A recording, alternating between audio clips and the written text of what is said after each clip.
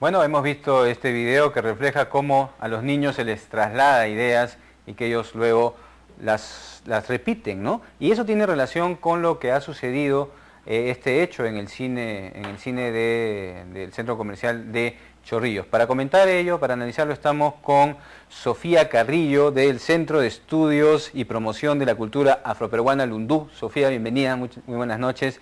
Y con Wilfredo Ardito, profesor de la Universidad Católica y reconocido activista e impulsor del tema de los derechos humanos, contra el racismo y la discriminación.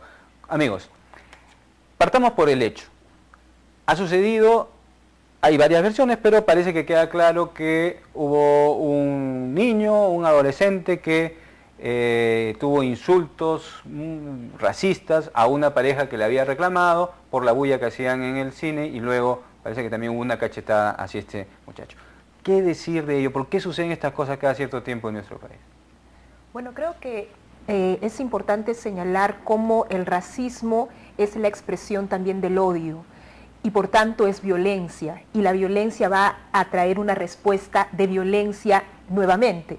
Entonces, a partir de ese hecho podemos darnos cuenta cómo el tener adjetivos racistas se convierte como algo natural en un encuentro, en una disputa de este caso, ¿no? De todas maneras condenamos la violencia sin duda, ¿no? No hay justificación alguna para ella, pero también el que en un contexto de disputa la agresión haya sido netamente racial evidencia que somos un país racista. Wilfredo, ¿qué opinión tienes acerca de este hecho que nuevamente pone sobre el tapete este lastre que arrastramos como país? Bueno, yo creo que los incidentes racistas se producen todos los días en nuestra ciudad y en nuestro país, y lo que a veces aparece en los medios de comunicación debe ser visto como la punta del temple o como un elemento más de muchos problemas que se producen.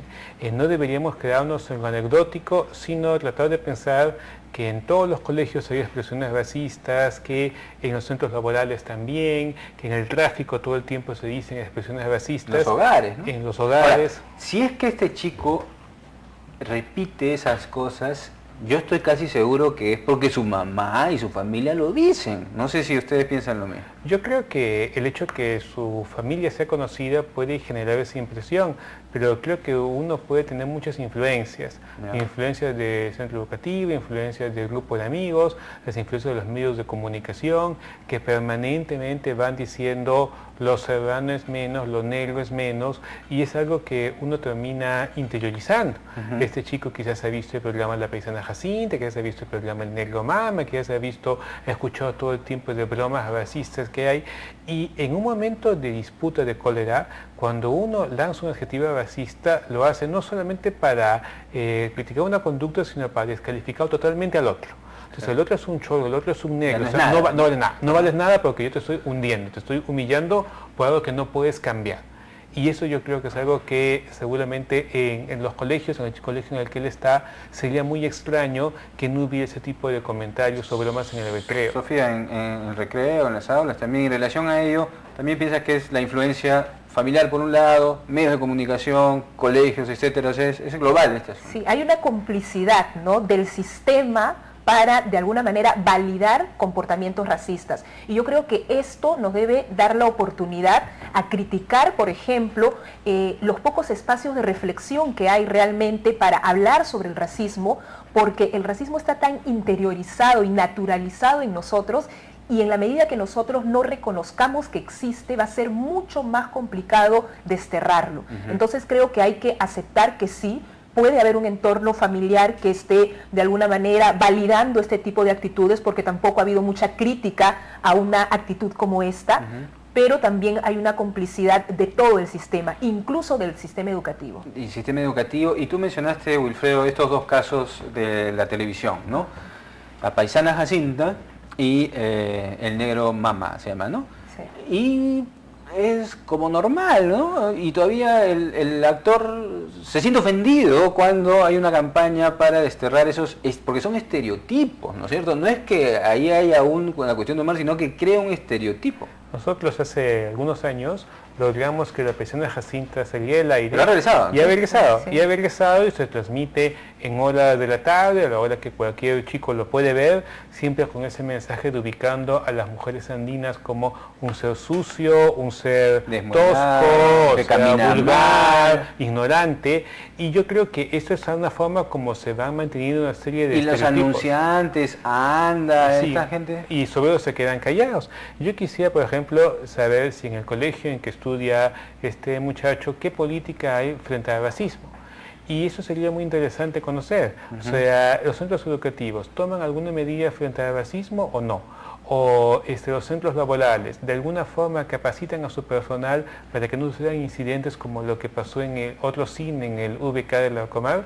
Y probablemente no hay ninguna política para enfrentar el racismo porque siempre se ve como algo anecdótico. Este chico fue racista, ese señor fue racista, dos personas fueron... Los niños son así. Y no se entiende que ese problema lo tenemos todos, que todos hemos tenido una educación racista, todos tenemos ese tipo de formación, todos tenemos esas sospechas. Si es blanco seguramente es así, si es negro es así, si es chulo es así, todos estamos siempre prejuzgando. ¿Qué dice Sofía acerca de este tema de los medios y estos dos casos emblemáticos, ¿no? Sí. Bueno, en el caso del personaje del negro Mama, Lundú inició junto con otras organizaciones, Wilfredo Ardito también participó en esto, en realmente plantear una demanda específica a Frecuencia Latina por llevó una acción judicial? Claro, por intermedio de ANDA, ¿no? Hubo una respuesta positiva, incluso hubo una obligatoriedad al canal para pedir disculpas por este personaje que animaliza a los afrodescendientes. Pero finalmente también esto ha quedado en la nada. Pero ya no se transmite, creo, ¿eso o sí? Dejó de transmitirse por un buen tiempo, estamos todavía, hay todo un tema administrativo, legal, en fin, y ha vuelto el personaje. ¿no? ¿Ha vuelto? El personaje. ¿Nuevas recreaciones o las anteriores están pasando? Nuevas recreaciones también, ¿no? Nuevas recreaciones con el pretexto de que, bueno, que ahora no sale con guantes y pelos en la mano, ¿no? Entonces, salía con pelos en la mano. Así es, claro, o que ya deja de decir frases que lo descalificaban porque definitivamente al ser negro no tenía cerebro, por ejemplo, es una frase que ya no dice. Eso decía. Por supuesto, seré negrito, pero tengo cerebro. Entonces, hay una situación que lamentablemente se naturaliza, se defiende, ¿no?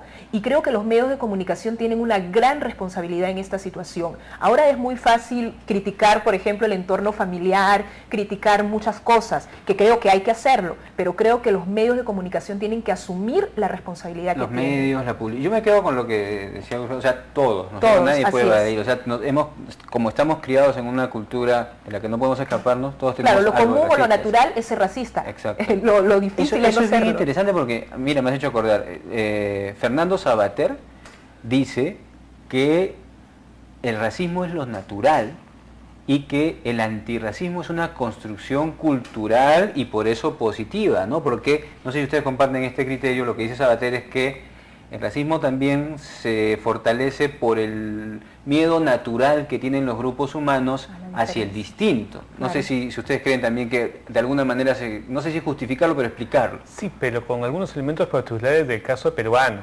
O sea, en el caso peruano, por ejemplo, mucha gente se ha acostumbrado a la idea de Serrano o el negro como inferiores. O sea, que estén cerca de mí, como empleados domésticos así, pero son inferiores. Sí. O sea, hay ese tipo de relación ambigua, ¿no? Pero que mucha gente tiene. Y sería muy peligroso que haya un fariseísmo de decir, esta mujer es racista, cuando todo eso lo tenemos interiorizado. Y muchas veces uno tendría que decir, bueno, y todas las casas donde hay un baño para la empleada, que es totalmente mucho más pequeño, chiquito, y todos esos cuartos para el empleado. Ahora en los departamentos que hacen, los cuartos de empleadas parece que las empleadas fueron de este tamaño, porque las camitas son, o sea, los espacios son así. Así es, entonces una inspección del Ministerio de Trabajo debería buscar dónde están viviendo los trabajadores del hogar, qué tipo de lugares se están dando, y es una concepción absolutamente racista, por decir, ella no merece el mismo espacio que otra persona. Entonces, sus cubiertos, ¿no? Así, sus cubiertos, así como que ella estuviera con alguna enfermedad tóxica, como esto de Befesa, pero el asunto es que ella es la que cocina. Sí, pues, al final. Entonces, si tuviera alguna enfermedad, entonces ¿para qué la dejas que cocine? ¿Para qué la dejas que entre en tu casa? Hablaste tú también, Wilfredo y Sofía, de políticas, ¿no?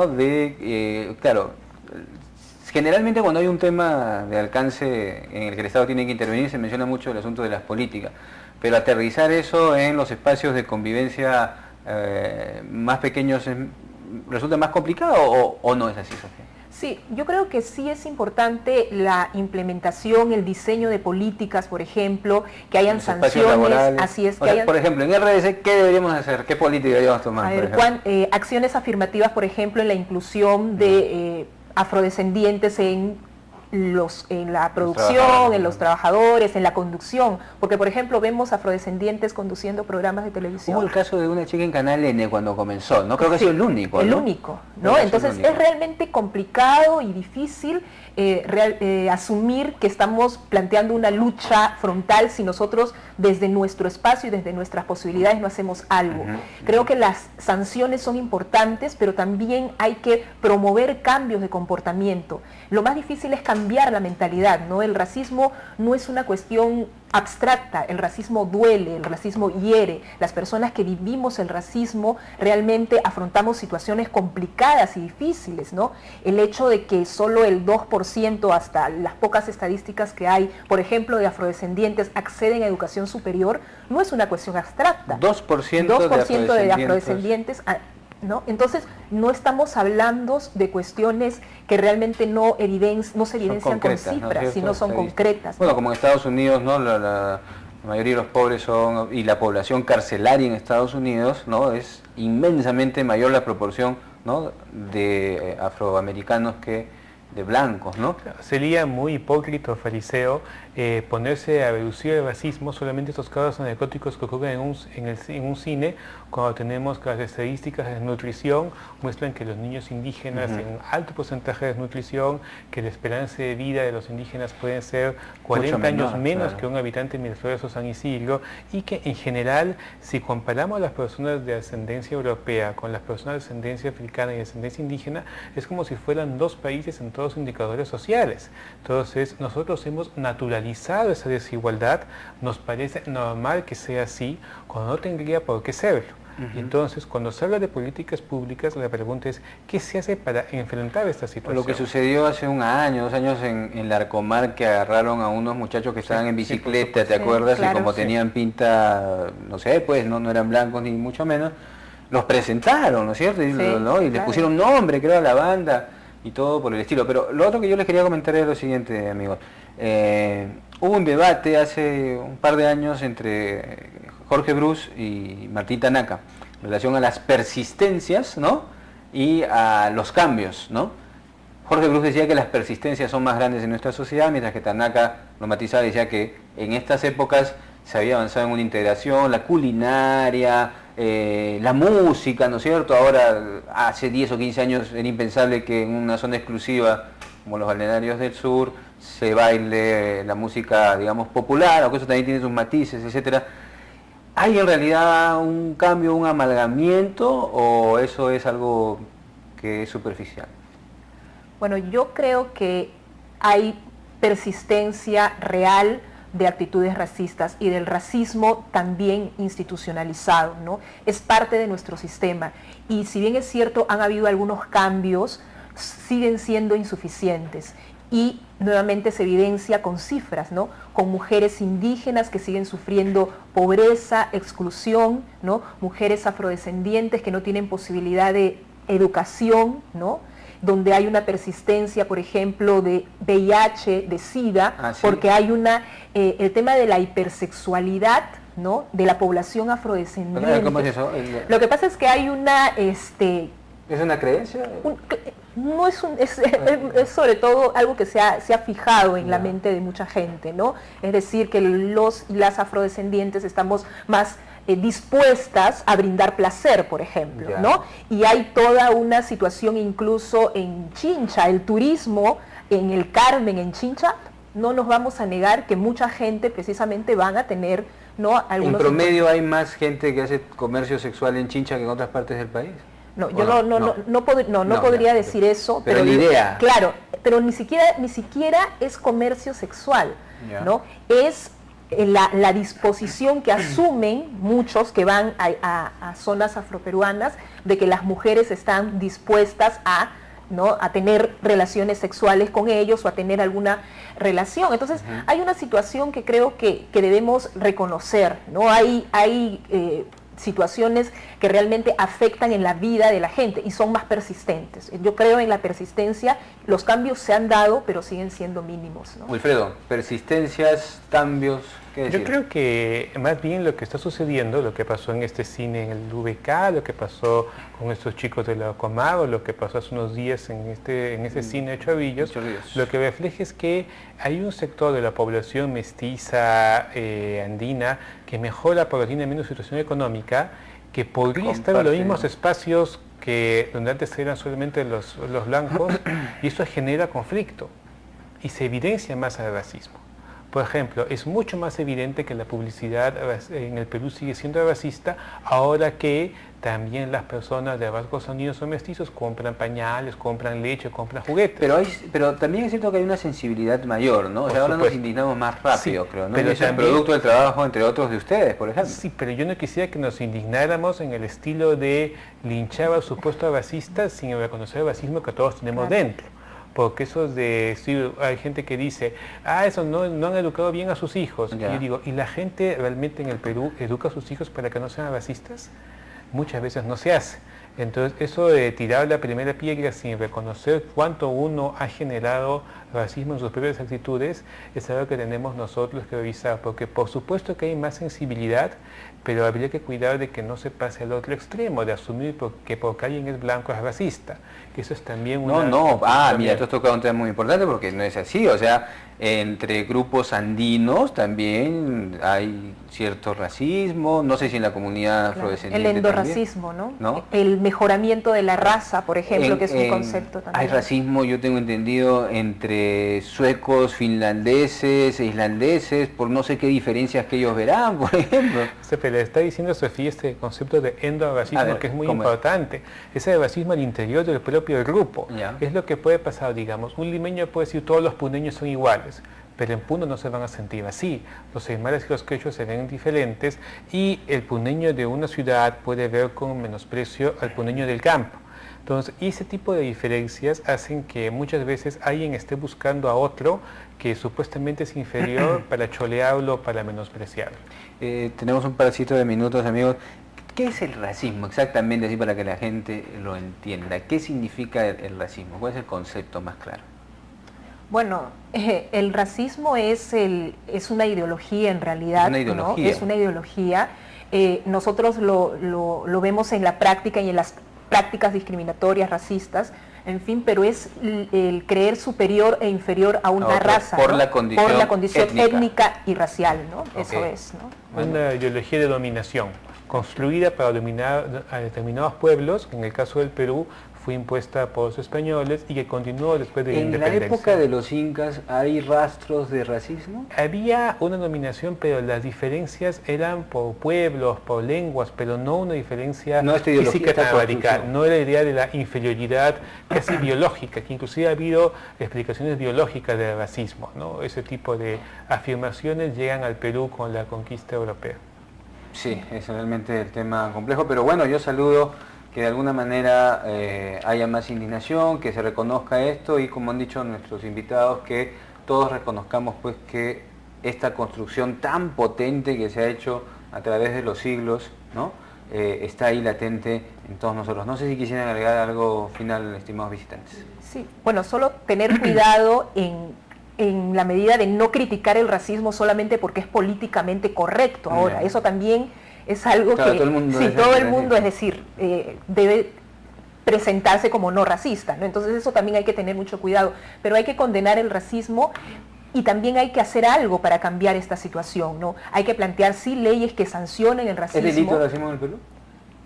Sí, bueno, sí todavía no se ha tipificado realmente como tal, ¿no? Justamente hay un proyecto de ley que seguramente Wilfredo puede comentar, pero creo que es importante señalar lo difícil que es combatir el racismo. Pero en la medida que no lo reconozcamos, no lo vamos a hacer, ¿no? Wilfredo, 20 segunditos, por favor. Sí, bueno, el racismo tiene que ser enfrentado mediante políticas públicas. O sea, espontáneamente no va a desaparecer. Son prejuicios arraigados que tenemos nosotros y que tienen que ser enfrentados mediante los medios de comunicación, mediante la escuela, mediante campañas donde ayuden a todos los peruanos a aceptarse cada uno como es y aceptarnos todos como peruanos también. Estimados televidentes, hemos estado entonces con Wilfredo Ardito, profesor de la Universidad Católica y activista en derechos humanos y contra la discriminación, y Sofía Carrillo del movimiento Lundú. Muchísimas gracias a ellos por su presencia, nos han ilustrado bastante y ahora nos